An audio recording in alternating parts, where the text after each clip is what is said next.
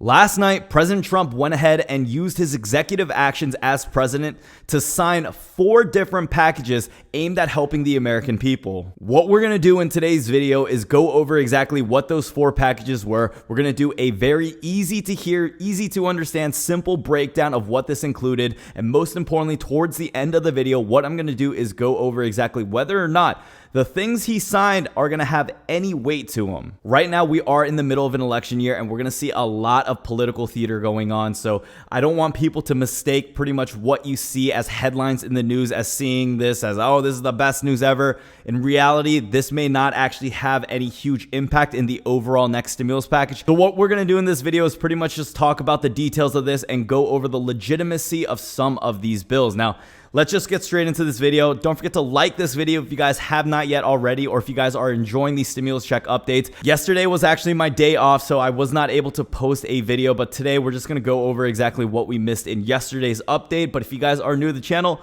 welcome. Thank you all so much for tuning by. My name is Brian. Don't forget to subscribe to the channel if you guys want to be notified for any new videos coming up. So let's get straight into those packages. We have 4 different packages. Let's start with number 1. The payroll tax cut is pretty straightforward and easy to understand. First of all, it's going to be capped at $100,000 per year. And the easiest way to know this is anytime you receive a paycheck, or if you're self-employed or you have an employer, you don't get the full amount of how much you worked within that paycheck. That's going to be that payroll tax cut, usually about 8%, 15%, depending on the state and the type of employment you have. So if you're self-employed, you're obviously going to pay a little bit more compared to if you're working for someone else, but he pretty much is going to cut this out if you're making less than $100,000, and he's able to get this through the next legislative actions. Then you're going to be able to see a paycheck be a little bit fatter than usual. Now, with the payroll tax cut, I really want to remind people that this is not a complete elimination of that amount. So what this is actually a deferment.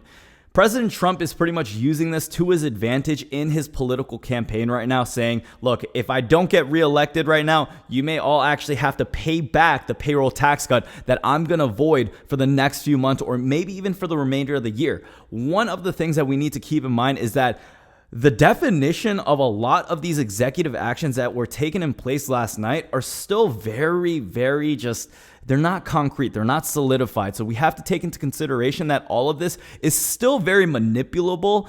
This is not an elimination, though. We can really put that to rest. This does not mean you do not have to pay payroll tax cuts at all. This is pretty much a deferment at the moment. So it looks good on paper. There's a lot of hype behind this, but in reality, this may not be the best thing in this package at the moment. Here's what President Trump said last night in his quote. If I'm victorious on November 3rd, I plan to forgive these taxes and make permanent cuts to the payroll tax. Joe Biden and the Democrats may not want that. They don't want that. There's going to be a lot of political theater, like I mentioned earlier in this video, so we really have to keep this in mind. Please do not get your hopes up with a lot of these things, especially when they are subject to change. Now, the second thing we're going to talk about is unemployment boost benefits. Previously, we had that $600 a week boost that the federal government gave us that came along with the CARES Act. This time, it's going to be a $400 amount. But this one is a little interesting too, to say the least. Under this executive action, the federal government isn't actually going to pay for the full $400 amount.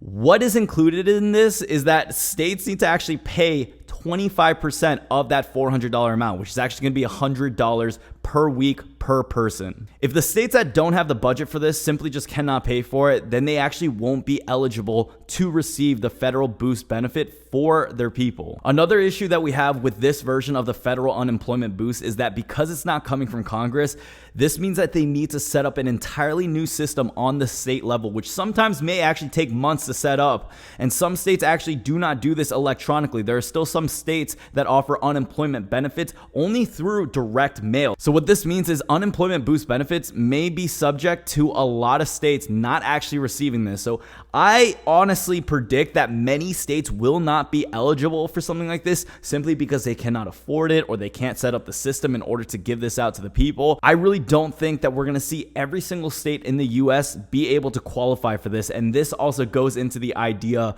of political play at power too. If states did not do a good job at having their budgets, and President Trump has mentioned this many many times in the past that there are some states that have been doing awful jobs with budgets. They are in so much debt. They do not know where their priorities are. This federal unemployment boost that is coming from the executive action is pretty much leveraging that, saying, look, if you guys did not manage your money well in the past, then your whole state is going to suffer because you're going to need to cover 25% of the cost right now for the federal unemployment boost benefit. I really don't think this is just to save on a couple costs and putting that on the state. I do believe that a lot of political leverage is at play here. So the next on this list is going to be eviction moratoriums, and I want this to be very clear for the people. This is not going to be the same protection that you received with the last CARES Act that we saw back in July with that version of eviction moratoriums. So I just want to share this quote I found. The new measure only states that, quote, the Secretary of Health and Human Services and the Director of the CDC shall consider whether any measures temporarily halting residential evictions of any tenants for failure to pay rent are reasonably necessary to prevent further spread of COVID-19, end quote. Eviction moratoriums are going to be very difficult to gauge on whether or not this is going to actually work. I really question the effectiveness of how substantial something like this may be, but simply put, an eviction moratorium just prevents people from getting kicked out of their area of residence. This is going to really upset the real estate owners because everyone still has bills to pay.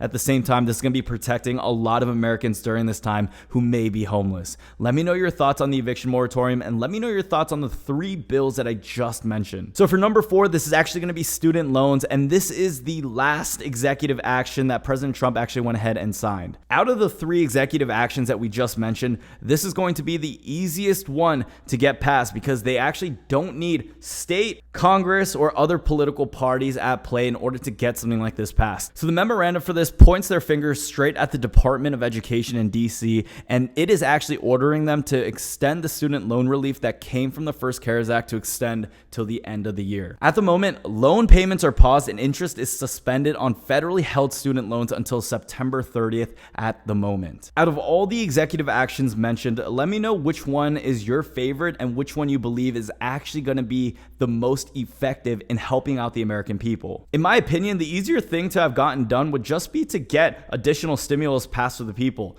I think $1,200 is still too little, but $1,500 or even $2,000 would still have been the full amount to cover the people for the next few months instead of making these complicated eviction moratoriums or assistance with unemployment boost benefits, $400, the state covering it. There's just so much that needs to actually go through, and I do understand that Congress needs to work in terms of getting a budget passed for additional stimulus check, so it may actually be outside the powers of President Trump, but in my opinion, I think that just would have been a lot easier than trying to work through all the hoops that we mentioned earlier. Please let me know your thoughts down below in this video. Thank you all so much for tuning by another video. Hopefully I will see you guys in tomorrow's video.